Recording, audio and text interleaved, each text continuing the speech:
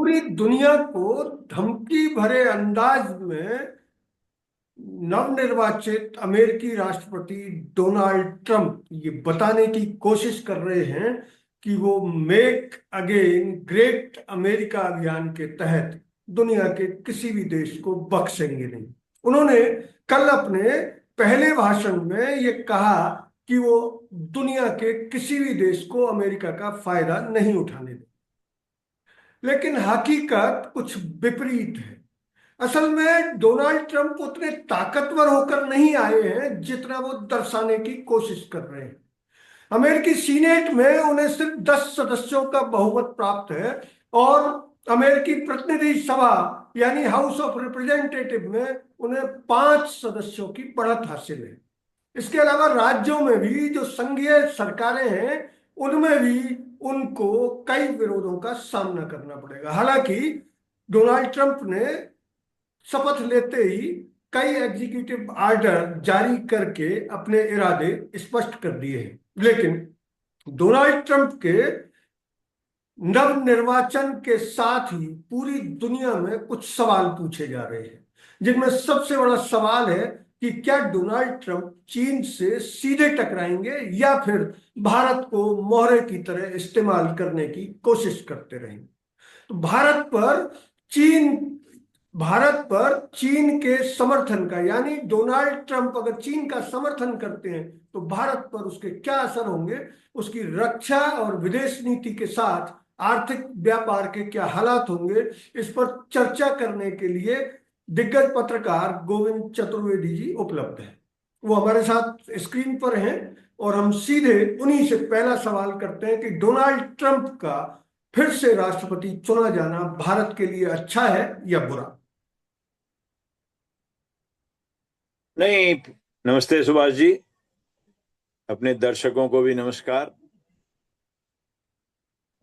ये ऐसा सवाल है जिसका जवाब किसी के भी पास शायद न हो कि डोनाल्ड ट्रंप का निर्वाचन भारत के लिए फायदे का होगा या नुकसान का होगा। जो आपने जहां बातचीत शुरू की, इसका जवाब बहुत साधारण शब्दों में वहीं पर है कि डोनाल्ड ट्रंप हों या और कोई दूसरे अमेरिकी राष्ट्रपति, वो सबसे पहले अमेरिका फर्स्ट की पॉलिसी पर चलेंगे। अमेरिका फर्स्ट की पॉलिसी क्या है? अमेरिका फर्स्ट की पॉलिसी बहुत साधारण शब्दों में हर क्षेत्र में अमेरिका की बादशाहत कायम करना,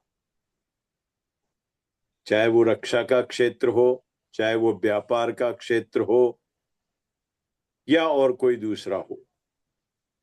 यद्यपि आज का जो वैश्विक माहौल है उसमें किसी भी देश के लिए ये बहुत मुश्किल है कि वो अपने आप की या अकेले अपनी सर्वोच्चता बना के रख सके।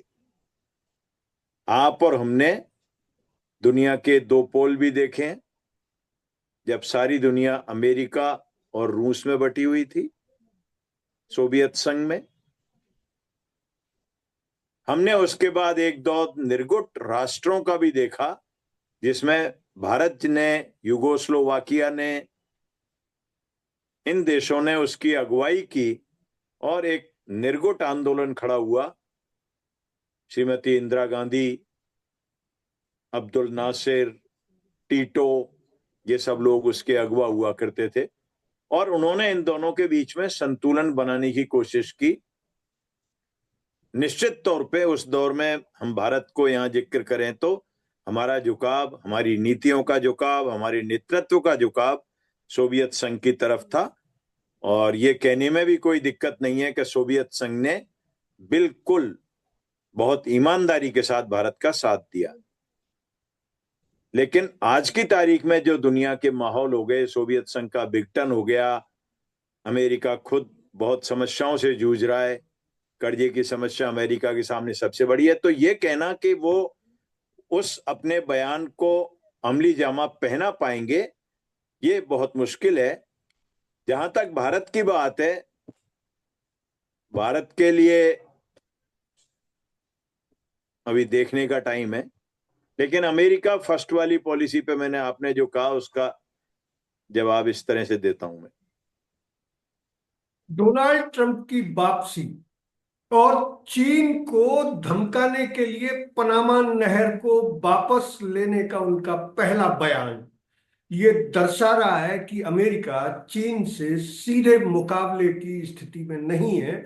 और एशिया में उसके जितने भी पिछलग्गू देश हैं उनमें सिर्फ और सिर्फ भारत ही एक ऐसा देश है जो चीन को काबू करने की क्षमता रखता है। लेकिन इसके लिए उसे नई रक्षा तकनीकें और नए हथियारों की जरूरत है, जो पिछले 15 साल में यानी परमाणु समझौता होने के बाद से देने में अमेरिका ने हमेशा कंजूसी की है। एक और चीज कि भारत की एक पॉलिसी रही है कि वो तकनीक हस्तांतरण के साथ हथियारों का आयात करता है, लेकिन अमेरिका ने अभी तक कोई भी तकनीक भारत को नहीं दी है। यहां तक कि उसने वो हल्के टैंक भी भारत को नहीं दिए हैं, जो पहाड़ी युद्ध में अमेरिका के सर्वश्रेष्ठ हथियार हैं। इसके बावजूद वो ये उम्मीद करता है कि भारत उत्तरी सीमा पर यानी हिमालय पर चीन के साथ दो दो हाथ करेगा और उसे युद्ध में उलझाकर अमेरिका को राहत प्रदान करेगा। क्या मानते हैं आप?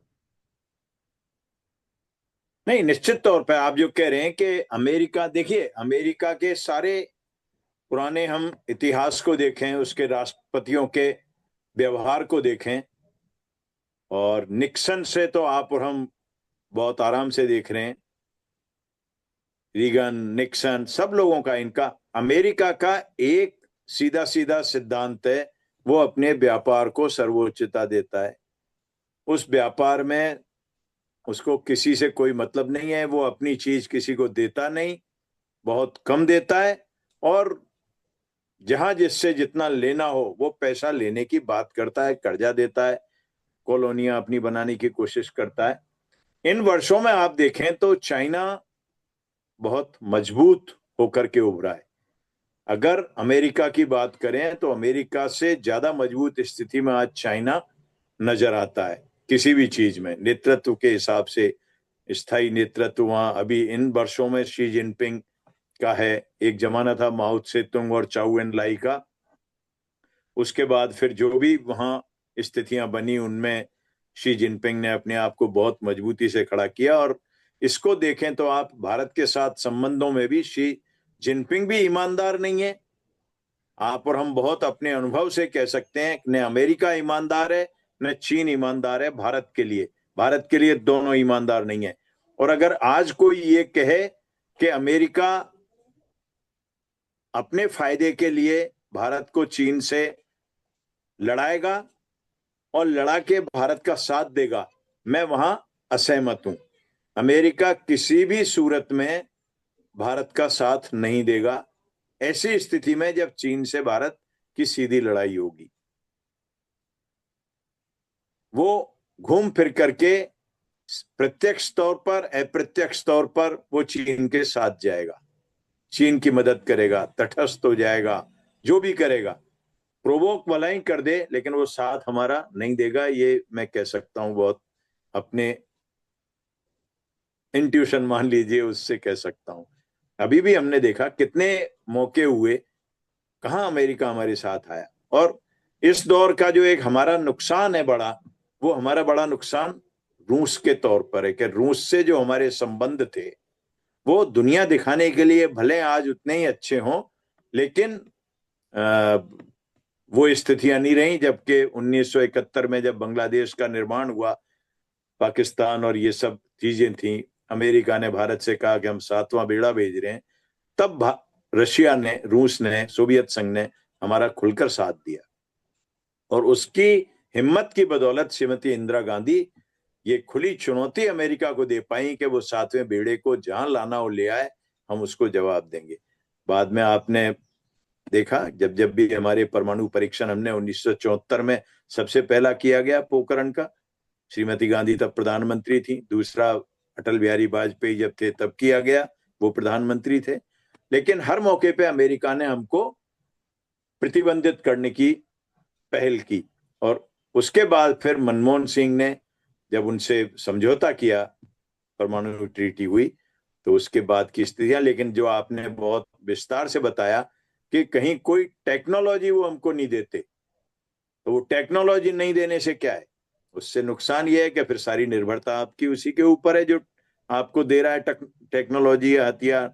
तो आप हथियार लिए जाओ, और अमेरिका का मकसद यही है, हथियार को बेचना, अपने हथियारों को बेचना, दुनिया को युद्धों में उलझाए रखना, ये भी दूसरा काम होता है। अब कहाँ कितना होगा, जो शांति समझौतों की हम अलग अलग बातें करते हैं, देखते हैं आगे आगे क्या होता है।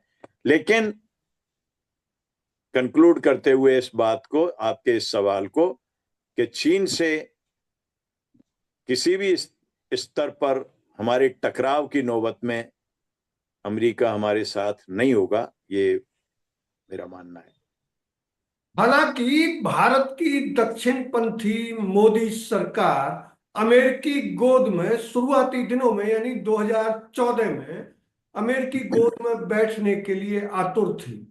लेकिन जैसे जैसे भारतीय वायुसेना की ताकत कमजोर होती चली गई और अमेरिकी विमानों का, लड़ाकू विमानों का बेड़ा भारत को अपनी शर्तों पर नहीं मिल पाया, तब भारत ने पिछले कार्यकाल में यानी 2019 की मोदी सरकार ने रक्षा विशेषज्ञों की सलाह पर फिर से रूस के साथ प्यार की पींगें बढ़ाई और वो S-400 मिसाइलें हासिल की जो दुनिया की सर्वश्रेष्ठ मिसाइलें हैं। हालांकि अमेरिका ने उस पर काफी हाय तौबा की थी, लेकिन भारत ने मजबूती के साथ कह दिया कि रूसी तकनीक भारत के लिए बेहद जरूरी है। इसके बावजूद मोदी सरकार ये चाहती है कि मेक अमेरिका ग्रेट अगेन का फायदा भारत को मिले। लेकिन जैसा कि रक्षा विशेषज्ञ लगातार कह रहे हैं कि मेक अमेरिका ग्रेट अगेन का फायदा भारत को नहीं, सिर्फ और सिर्फ चीन को मिलेगा, क्योंकि चीन अभी अमेरिका की बाहें मरोड़ने की, व्यापार के स्तर पर बाहें मरोड़ने की स्थिति में है। और भारत का शेयर बाजार ये बता रहा है कि अभी विदेशी निवेशक सर्वाधिक चीन को पसंद कर रहे हैं और उन निवेशकों में सबसे बड़ी संख्या अमेरिकी निवेशकों की है। इन हालात में क्या डोनाल्ड ट्रंप चीन को जो मौखिक चेतावनियां दे रहे हैं उनको धरातल पर उतार पाएंगे? अगर नहीं उतार पाए तो भारत को व्यापारिक मोर्चे पर भी बड़ा नुकसान होना तय है। कैसे निपटेगा भारत? नहीं, जो मैंने पिछले सवाल के जवाब में अपन ने बात की सुभाष जी, चीन से अमेरिका का सीधा टकराव नहीं होगा। वो किसी न किसी तरीके से, निश्चित तौर पे उसमें हम बड़े वो हो सकते हैं कि हम कोई इस्तेमाल करने की कोशिश करें। ये हमारी विदेश नीति और विदेश नीति बनाने वालों पर, देश की सरकार पर निर्भर करेगा कि हम उससे कितना बचें। क्योंकि हमने देख लिया अभी जो 3 साल 4 साल पहले स्थितियां हुई डोकलाम में, उसके बाद हम कहाँ हैं? हम वहीं खड़े हैं। चीन अंदर आ चुका था, आ गया। हमने कितनी भी नानुकर की, लेकिन ये सच्चाई है, सेना ने भी स्वीकारा इसको, दूसरे अलग अलग मोर्चों पर स्वीकार किया गया। तो अमेरिका चीन की बाहें मरोड़ ले, ये मुझे संभव नहीं लगता। चीन अब उस स्थिति में नहीं है कि कोई उसकी बाह मरोड़ ले।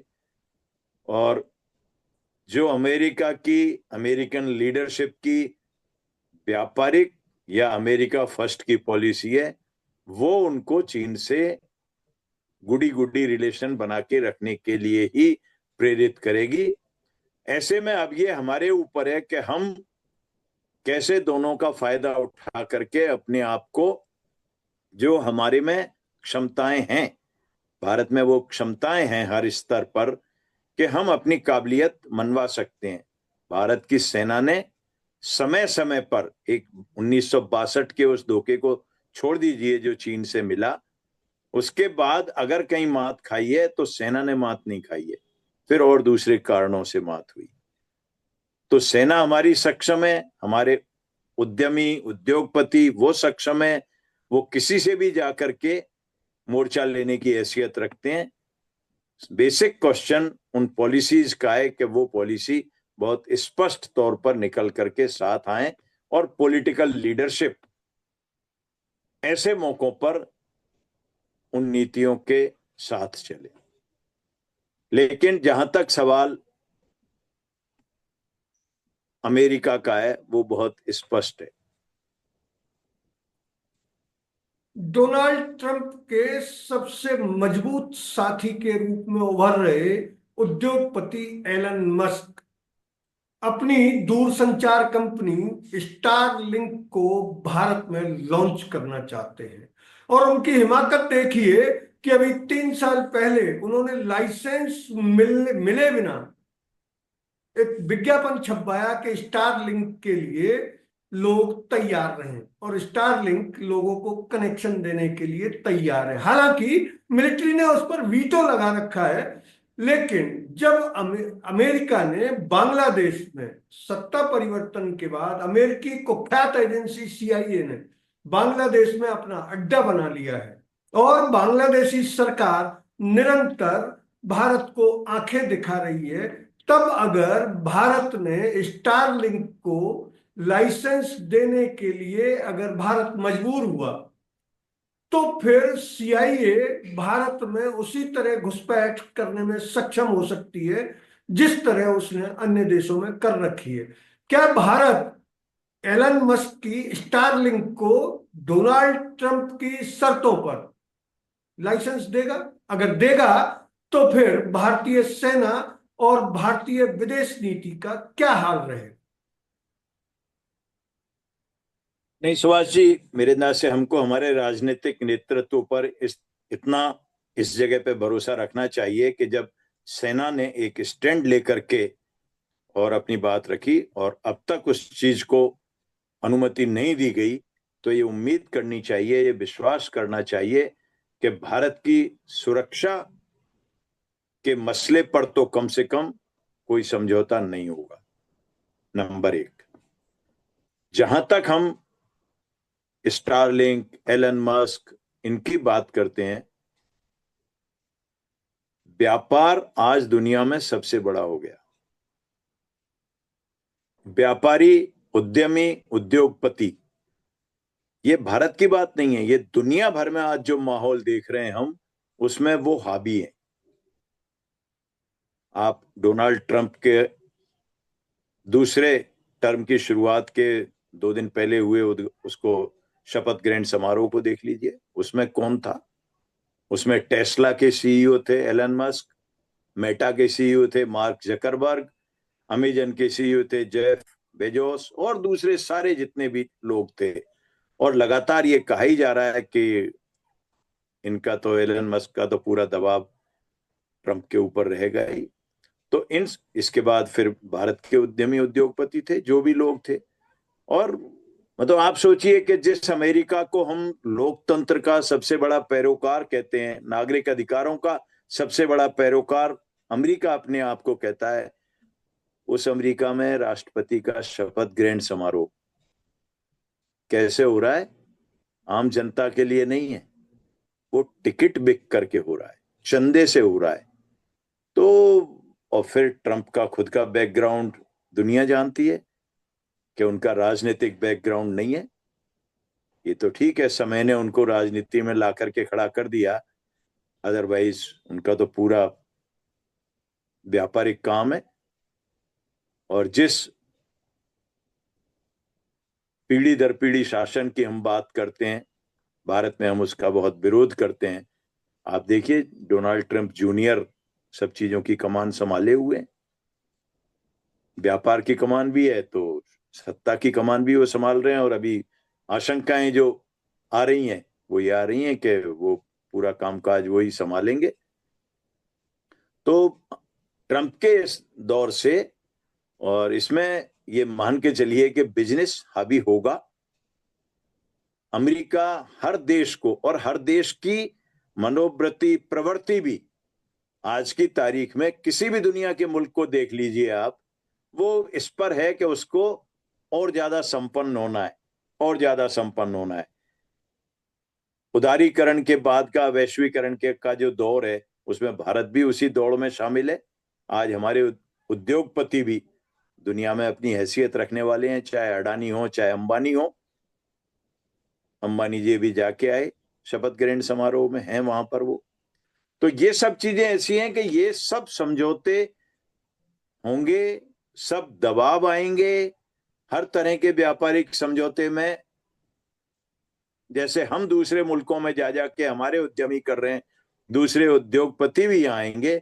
लेकिन मैं फिर कहता हूं कि हमको ये विश्वास रखना चाहिए, ये उम्मीद करनी चाहिए कि हमारी सरकार, भारत की सरकार, चाहे वो ट्रंप का दबाव हो, चाहे एलन मस्क का दबाव हो, चाहे स्टारलिंक हो, लेकिन ऐसा कोई भी काम नहीं करेगी, नहीं होने देगी जो भारत की सेना को, भारत की सीमाओं को खतरे में डालता हो।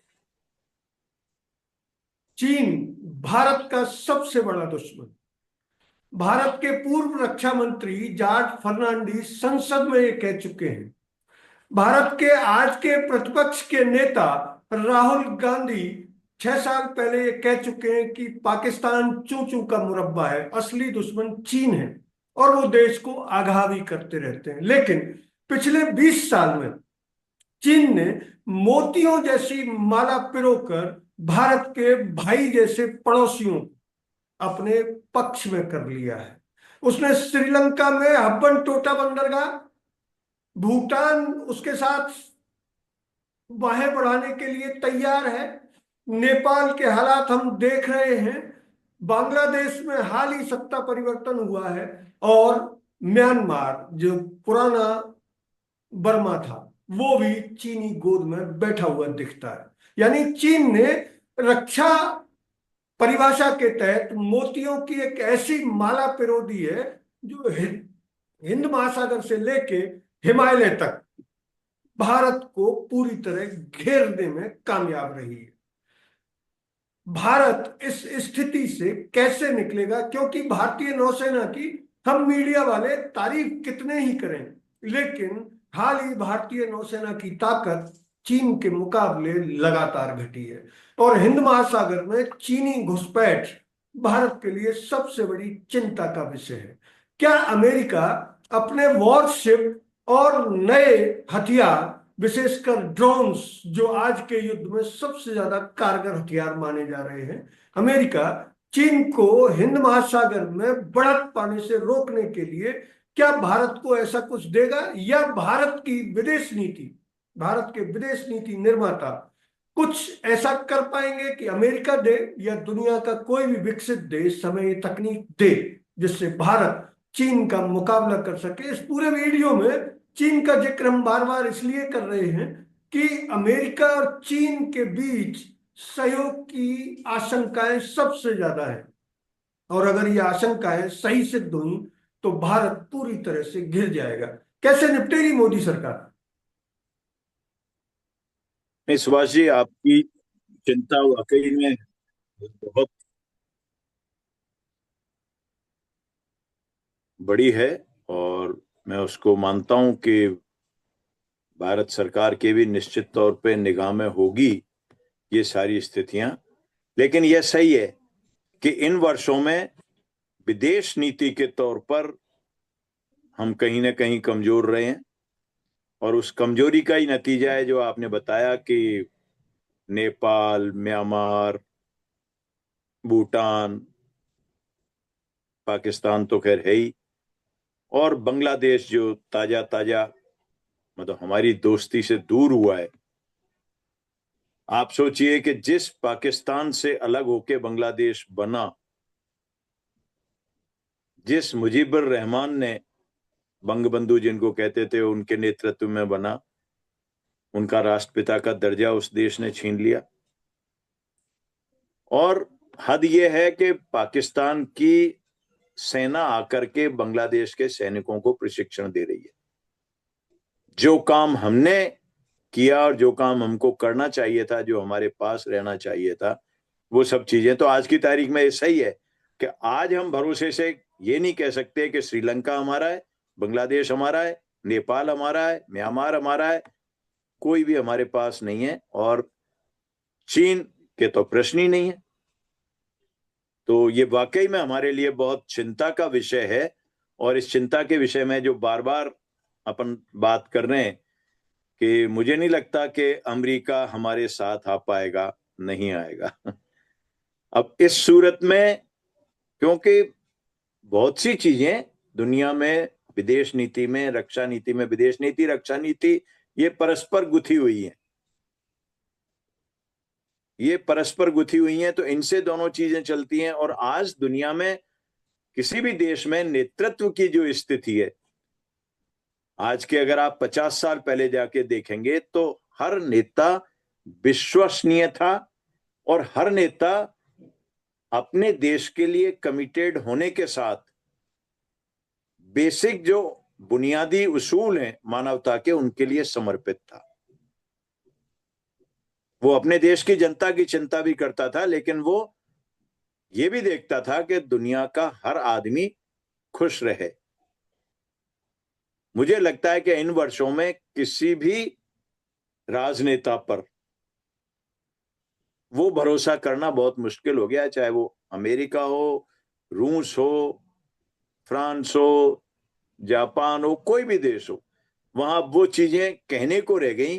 तो ऐसे में कौन हमारे साथ होगा, ये हमारे लिए बड़ा प्रश्न है। जो आपने अभी जिस चीज का जिक्र किया कि इस सूरत के बाद भी हमको जितनी भी मदद मिली, जो टेक्नोलॉजी मिली, वो रूस से मिली।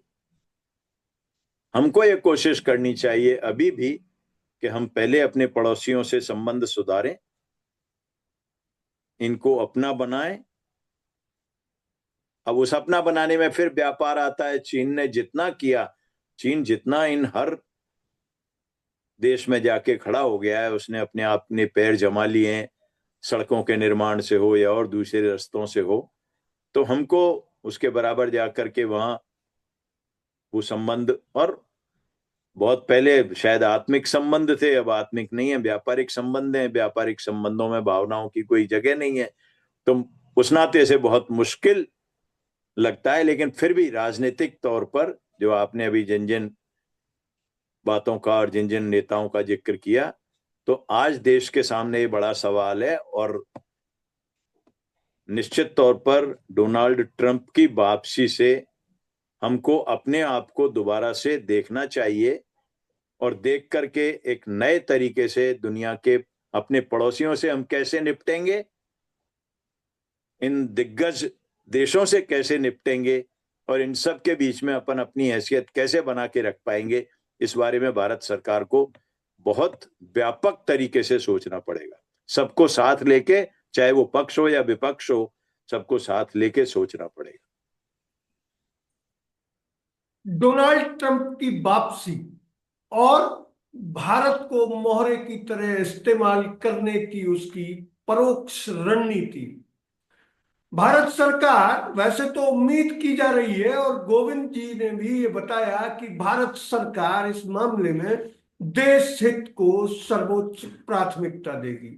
आने वाला वक्त बताएगा कि भारत सरकार के नेता यानी प्रधानमंत्री नरेंद्र मोदी डोनाल्ड ट्रंप के साथ अपनी दोस्ती को तरजीह देंगे, या फिर भारत के हितों को सबसे आगे रखकर जहां जरूरत पड़ेगी डोनाल्ड ट्रंप को लाल आंखें भी दिखाएंगे।